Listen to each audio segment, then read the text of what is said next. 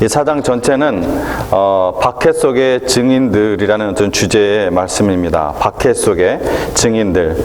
이제 사도들에게, 그러니까 초대교회의 주님의 제자들에게 첫 박해가 이제 시작되는 모습이 이제 4장부터 나오고 있습니다. 이 박해는 특별히 사두개인을 중심으로, 사두개인 하면은 특별히 부활을 부인하는 그러한 종파였죠. 당시에 바리새인과는 달리 바리새인은 그래도 부활을 믿었어요.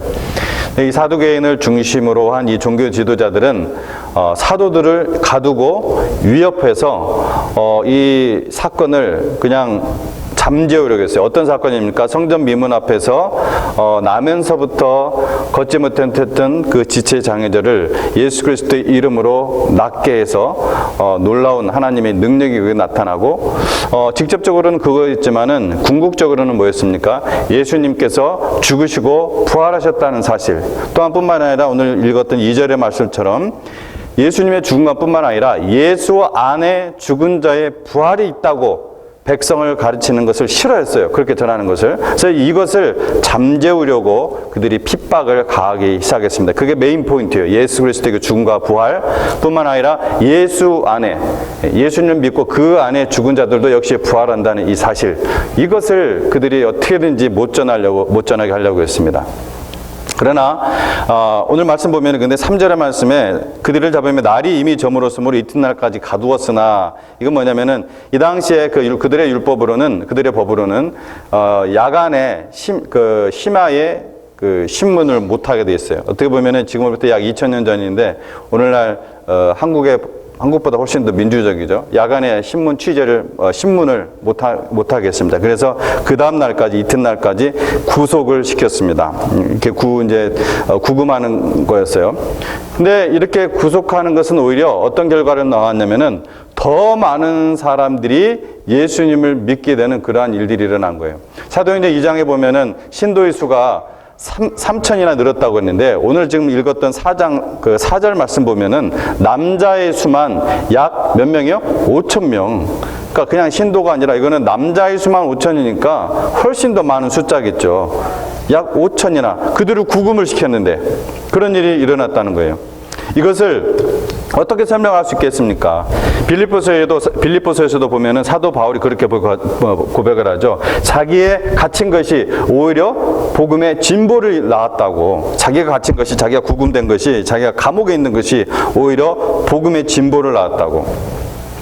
이것은 복음을 전하는 사람들의 어떤 재능이나 능력이 아니라 그 배후에서 일하시는 하나님의 능력으로 이 복음이 전파되는 것이기 때문에 그렇습니다. 우리가 단지 하나님의 살아있는 스피커, 스피커가 무슨 재능이 필요합니까? 하나님의 말하고 하는 나팔만 되면 되거든요. 막히지 않은 나팔. 하나님의 살아있는 그 스피커, 충성된 그 나팔로 우리가 입을 벌려 증거하고 살아갈 때 하나님께서 하나님의 일을 하시고 하나님의 능력을 행하신다는 것입니다. 즉 증인들은, 지금 베드로와 요한, 이 주님의 제자들은 자신의 뜻이나 자신의 어떤 재능이나 어떤 특별한 능력으로 말한 것이 아닙니다. 주님의 제자된 각 사람에게 주신 그 성령의 뜻과 성령의 능력으로 말하는 것입니다.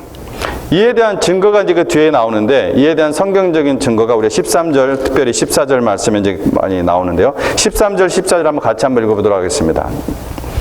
13절, 14절 같이 읽습니다. 시작. 그들이 베드로와 요한이 담대하게 말함을 보고 그들을 본래 학문 없는 범인으로 알았다가 이상히 여기며, 또 전에 예수와 함께 있던 줄도 알고, 또 병나은 사람이 그들과 함께 서 있는 것을 보고 비난할 말이 없는지라.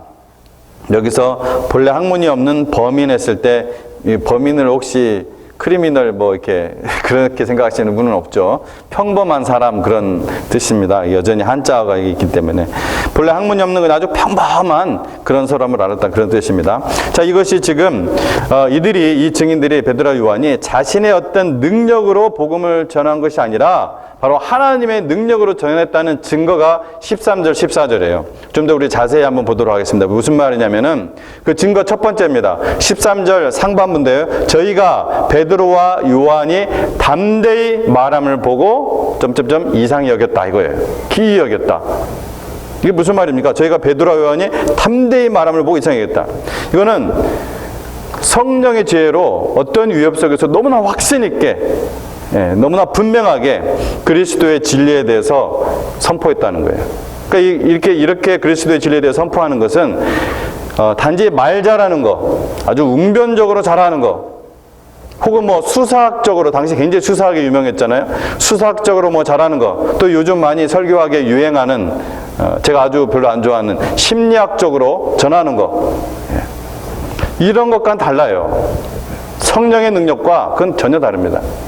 그들이 놀란 것은, 이 박해자들이 놀랐던 것은 성령이 충만해서 영적인 지혜를 가지고 아주 짧은 말로 하나님의 복음을 그냥 해석하고 전했다는 거예요. 특별한 거 없습니다.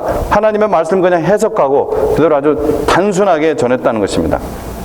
그런데 거기에 능력이 나타나가지고서, 어떤 능력이에요? 하나님의 능력이, 거기에 하나님의 능력이 나타난 거예요. 그러므로 세상에는 그것을 막을 만한 세력이 없는 거예요. 왜요? 하나님의 능력이기 때문에. 그러면 우리는 하나님의 능력만 제한하지 않으면 돼요. 하나님의 능력만 막지 않으면 돼요. 그런데 증인되는 정작 증인들이, 교회가 그것을 스스로 막는 경우가 종종 있습니다. 교회에서 다툼이나 허용으로 주님의 일을 할 때 이런 일이 일어나요.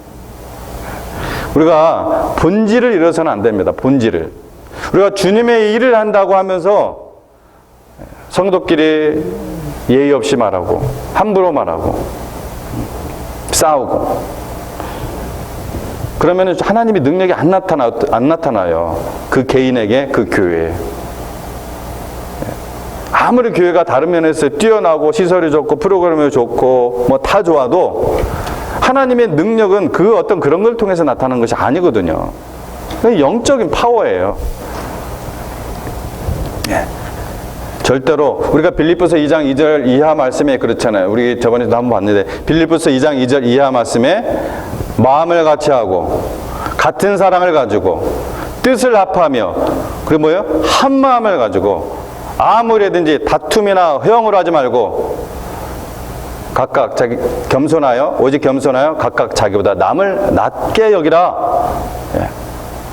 빌립보서 2장 2절 이하에 말씀드립니다. 그렇게 하는 거예요. 주의 일이라는 것은. 자, 우리가 그래서 하나님의 능력이 나타난 능력을 우리가 우리의 어떤 인간적인 그러한 부패함 때문에 우리가 제한하거나 막아서는 안 된다는 것입니다. 증인되는 우리들이. 자, 증거 두 번째는 뭐냐? 그것은 13절 중반부인데요. 그들을 본래 학문 없는 범인으로 알았기 때문에 이상히 여겼다는 거예요. 아니, 그들이 분명히 학문 없는 범인으로 알았는데, 평범한 사람을 알았는데, 보니까 그런데도 이렇게 그들이 전하는 거 보니까 자기네들도 오싹오싹 하거든요. 이상히 여긴 거예요. 여기서 학문 없는 범인이라는 것은 뭐냐면은 성경 교육을 못 받았다는 그런 것보다는 뭐예요? 당시에 설교를 하거나 가르치는 사람들은 랍비 교육 같은 그러한 정규 교육을 받아야 돼요. 그래서 반드시 스승이 제자를 가르치게 됐습니다. 근데 그런 랍비 교육을 정식으로 이수하지도 않았는데, 오늘날로 말한다면은 정식으로 신학 교육을 받지도 않았는데, 그렇게 하나님 말씀을 전하다 보니까 놀랐다는 거예요. 인간은 자신의 상식에 사로잡혀 사는 존재이므로 이러한 사실들은 이 공회 관리자들에게, 이 종교 지도자들에게 기이한 일일 수밖에 없었습니다. 증거 세 번째, 13절 하반부입니다.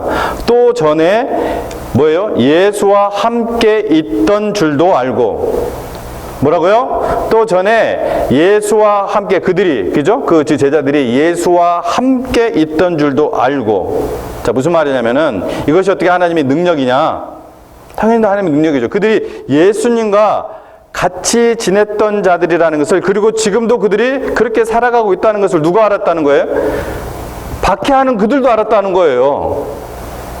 사실 이 사실이 굉장히 저는 중요한 사실이라 저는 생각됩니다. 여러분, 모르는 자들에게는 거짓말을 할 수가 있어요. 근데 나보다 더 잘 아는 자들에게는 절대로 거짓말을 할 수가 없습니다. 왜? 안 통하니까. CR도 안 먹히니까.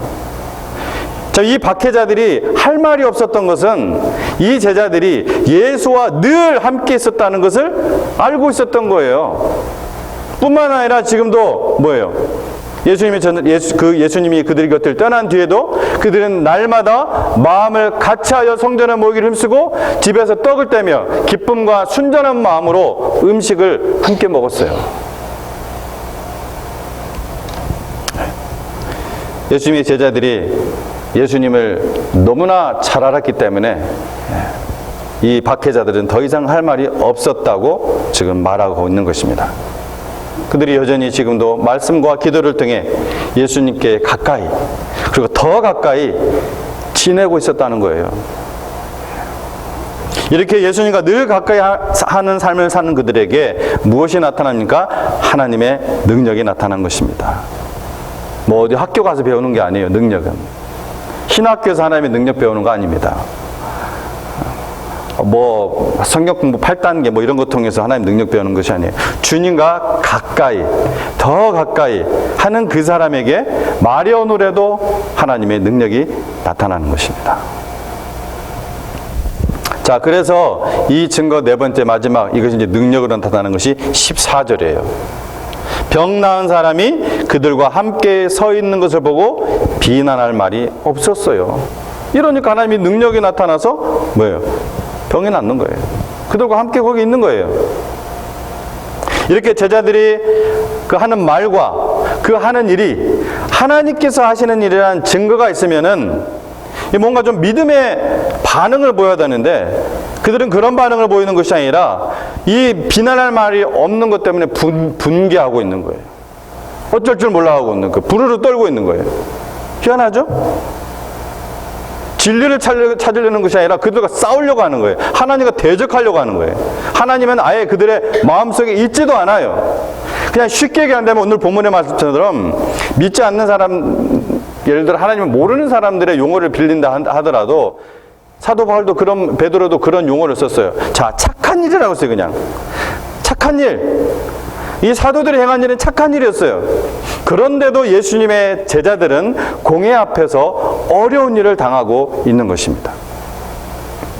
여러분, 예수님을 믿는 사람이 아무리 정당한 일을 하더라도 어려움을 당할 수가 있습니다. 아무리 예수 믿는 사람이 정당하다 하더라도 어려움과 고통을 당할 수가 있어요. 왜요? 세상이 악하기 때문에 그렇습니다. 마귀가 역사하고 있기 때문에 그렇습니다. 주님의 제자인 여러분에게도 그런 경험이 있을 줄로 압니다. 사도들처럼 우리가 체험한 은혜가 크면 클수록 사탄은 우리를 더욱더 넘어뜨리려 합니다. 배도 아프고 또 우리가 하나님 은혜를 크게 체험하고 있으니까 이것이 어떻게 영향력을 끼치잖아요. 주변 사람들에게. 그거 막으려고 하는 거죠. 그러나 여러분, 절대 스스로 지지 마십시오. 그리고 기억하십시오. 기독교는 단순히 어려움을 피하게 하는 사상이 아닙니다. 바로 하나님이 주시는, 주님이 주시는 그 힘으로 어려움을 견뎌내며 넉넉히 하루하루 이겨나가는 것입니다. 하루하루 우리가 싸워 나가는 것입니다. 그래서 에베소 6장에서 뭐라고 말씀하셨습니까? 전신갑주를 입으라. 전신갑주를 입으라. 여러분에게, 저에게 항상 필요한 것입니다. 여러분, 세상은 분명한 증거 앞에서도 얼마든지 믿음을 부정합니다.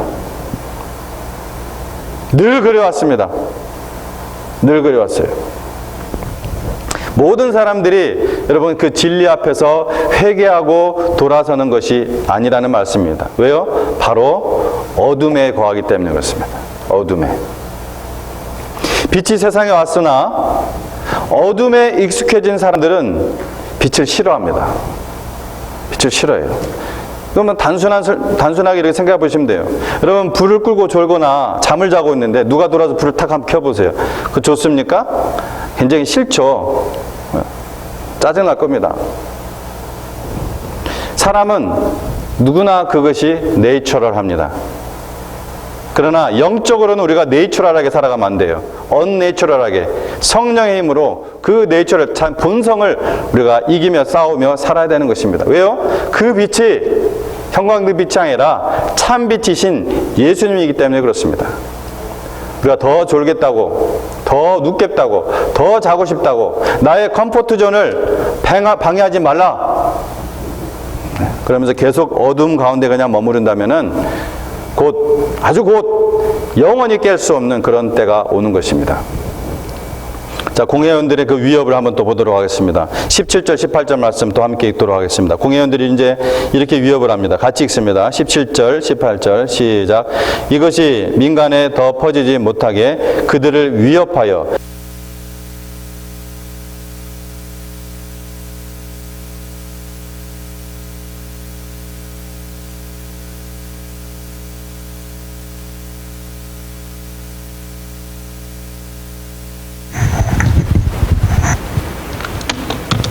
자, 베드로와 요한은 그들의 이 박해자들의 이런 회유와 압력 앞에서 어떻게 그럼 대답을 했는가 말씀 보도록 하겠습니다. 19절 20절 말씀 함께 또 읽습니다.